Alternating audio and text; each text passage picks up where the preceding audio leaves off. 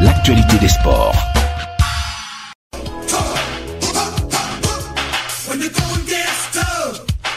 Vous faites bien de suivre nos programmes bien plus dédiés au sport. Bienvenue à tous, nous sommes ravis de vous informer. Nous ouvrons cette édition du journal des sports sur ITFM Radio par le cyclisme. Tour cycliste international du Cameroun. La compétition aura lieu du 26 mai au 3 juin 2018. Voici le parcours et les équipes invitées. Samedi 26 mai, première étape, Pouma Kribi. Dimanche 27 mai, deuxième étape, Kribi-Douala. Lundi 28 mai, troisième étape, Douala, Nkiturium. Et puis mardi le 29 mai, la quatrième étape, Douala-Limbe. Les cyclistes vont se regrouper au Seme Beach Hotel de cette ville. Mercredi 30 mai, repos à Limbe. Jeudi 31 mai, cinquième étape, Mbanga-Bafang. Vendredi 1er juin, sixième étape, Bafoussam-Chang. Bafoussam, samedi 2 juin, septième étape, Tonga-Bangante-Tonga. Et enfin, dimanche 3 juin, huitième étape, Bafia-Yaoundé. Équipe invitée, le Cameroun, une équipe nationale du Cameroun, naturellement, 2 de la SNHV, le club de la Côte d'Ivoire, 4 du Rwanda, 5 du Gabon, 6 du Congo-Brazzaville. L'Europe compte 7 formations. On compte Martigues Sport Cycling de la France, Global Cycling de l'Hollande et Dukla Banska Bystrica de la Slovaquie. Eh bien, Club de la Défense de France également est invité à compétir lors de cet événement. C'est l'essentiel de la réunion préparatoire présidée par le président de la FECA Cyclisme honoré aussi le 25 avril au siège de la Fédération de cyclisme du Cameroun. Nous tenions à remercier le chef de la cellule communication de cette fédération, monsieur Jean-Baptiste Biayi, qui nous a fourni toutes ces informations. Football à présent, rebondissement sur le banc de touche de Yafoot. Nous sommes en Ligue 1 après le match nul concédé jeudi face à la Colombe du Sud, un but partout. L'administration de Yafoot a limogé Vincent Atangana-Ngandi qui faisait office d'entraîneur principal du club. Le président du conseil d'administration de Yafoot, Yaoundé Football Club, monsieur Luc Assamba, par ailleurs maire de Yaoundé deuxième, déjà en pourparlers avec Guy Bertin Dipnang pour un rôle bénévole dans l'encadrement technique du club, l'a finalement choisi pour remplacer Atangana Ngandi. Libre depuis son départ de UMS de Loum, Guy Bertin Dipnang s'est lié d'un contrat avec le promu jusqu'à la fin de la saison. Il aura pour mission d'assurer le maintien du club qui occupe actuellement l'avant-dernière place au classement avec 15 points. L'équipe technique, la nouvelle, est composée de monsieur Ngoya Ekwam comme manager général, entraîneur principal, on le disait, Guy Bertrand Dipnang, adjoint Guy Bertrand Kambia. L'entraîneur des gardiens de but n'est autre que Nyamsi André. Toujours en match en retard mercredi donc, Eding a battu Yon Sport Academy 1-0. En Ligue 2, la 13e journée s'est achevée mercredi. Le Canon est tombé à Bouya devant Avion Dunkam 0-2. La formation de Yaoundé voit ses chances de supplanter PWD de Bamenda volé en éclats avec 28 points pour le club du Nord-Ouest et 23 pour le Canon sportif de Yaoundé, désormais 3e. PWD est certain de terminer champion à la phase aller à une journée de la fin de ce championnat. Nous vous donnons rendez-vous ce vendredi pour les combinaisons de la 14e journée de l'Elite Tour et la dernière journée, c'est-à-dire la 17e du côté de l'Elite One. En Ligue 1 justement, 3 clubs se bousculent pour le titre honorifique. Nous avons Coton Sport de Garoua, grand favori, 34 points. Faubourg de Baham et UMS de Loum qui comptent chacun ces clubs-là 31 points et qui sont prêts à chipper la première place en cas de faux pas des Galactiques du Nord. Parlons du bilan des équipes de l'Ouest et Nord-Ouest, deux régions qui comptent 6 clubs en Ligue 1. Sur les 6 formations qu'elles comptent, ces deux localités, on enregistre 2 victoires et 3 matchs nuls à l'extérieur. Seul Aigle de Tchang trahit ces deux localités à cause de son rang de dernier au classement. À la 16e journée, Fovu de Baham et Unisport du Hongkam ont réalisé 2 gros hold-up en allant s'imposer respectivement devant AS Fortuna et Eding, le champion sortant. D'ailleurs, Unisport qui sortait de match nul mercredi contre la PGS Dunfu a taillé son adversaire du jour sur un score fleuve de 3-1. Des buts inscrits par Raymond Kamle, doublé autant pour moi, et Ramsès Donfak.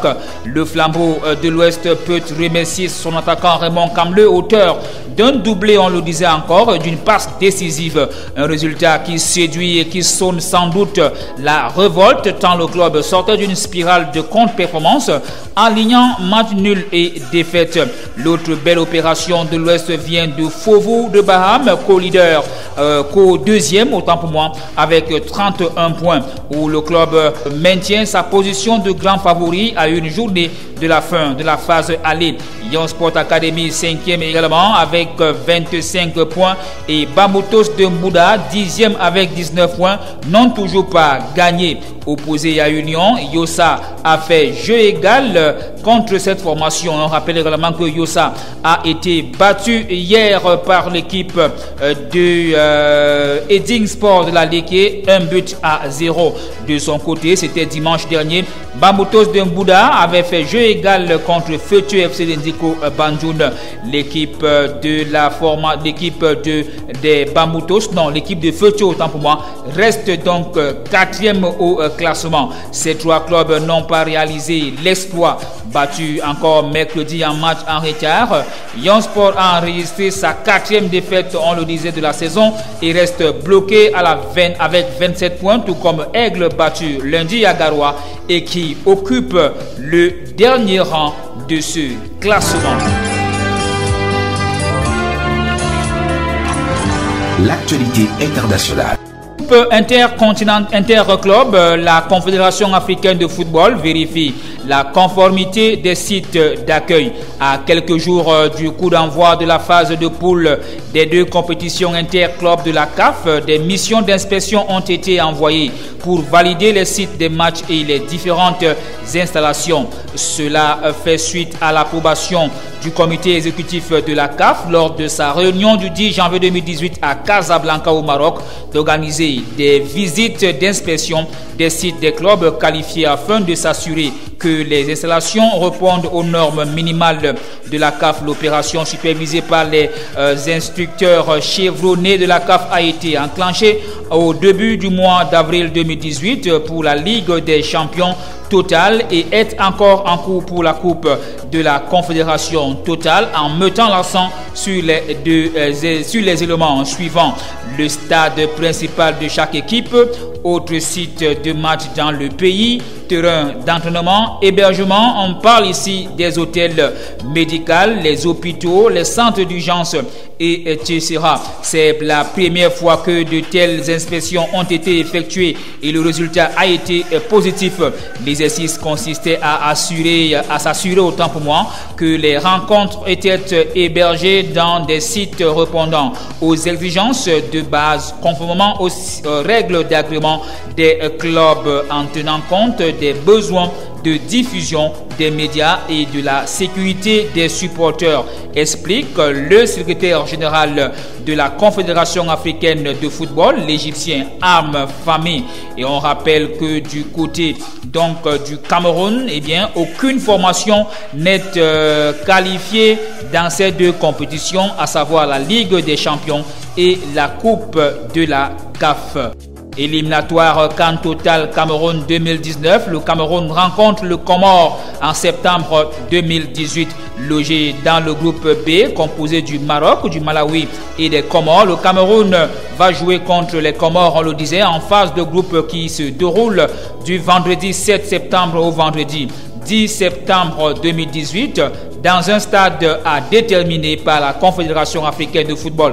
La CAF a publié sur son site les 24 combinaisons de cette phase pour l'ensemble des 12 groupes constitués à l'issue du tirage au sort de janvier 2017. Au total, ce sont 51 pays du continent qui en sont concernés. Les Lions indomptables qui participeront à cette phase de qualification ne verront pas leurs résultats comptabilisés, leurs rencontres étant considérées comme des matchs amicaux.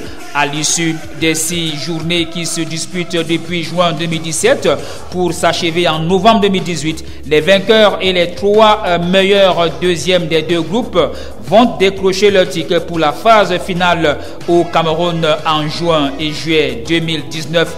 La CAF a par ailleurs rendu publique la liste des 88 arbitres retenus pour officier les rencontres de ces éliminatoires. Parmi eux, 3 Camerounais, Antoine Mars Depardou et Faye Souman, Pierre Eniégué et Sadou Amadou, qui ont été retenus par la Confédération africaine de football.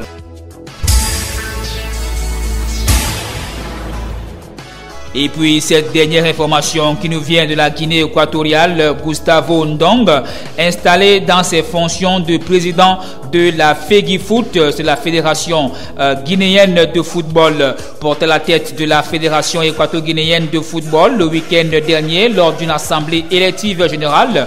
Gustavo Ndong Edou a été installé officiellement dans ses fonctions de président mercredi 25 avril lors d'une cérémonie présidée par le secrétaire d'État au sport de la Guinée équatoriale. Sensible aux efforts consentis par son prédécesseur, Jorge Mbomio, le nouveau patron du football équato-guinéen, lui a décerné un diplôme et une médaille. Conscient que la mission sera impressionnante, le président Gustavo Ndong s'est immédiatement mis au travail après son installation. Ce jeudi matin, il a rencontré le ministre des Sports Jesus Ngongwan Ndong et va multiplier d'autres rencontres avec les présidents de clubs de toutes les divisions afin de prendre connaissance de tous les problèmes qui entravent le développement du football équato-guinéen. Rappelons que le football équato-guinéen est en base.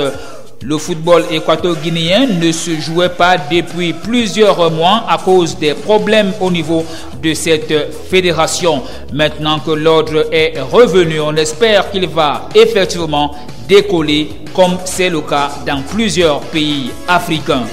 Merci pour votre fidélité, agréable journée, merci de rester scotché ITFM Radio 103.0. Nos programmes sont en continu.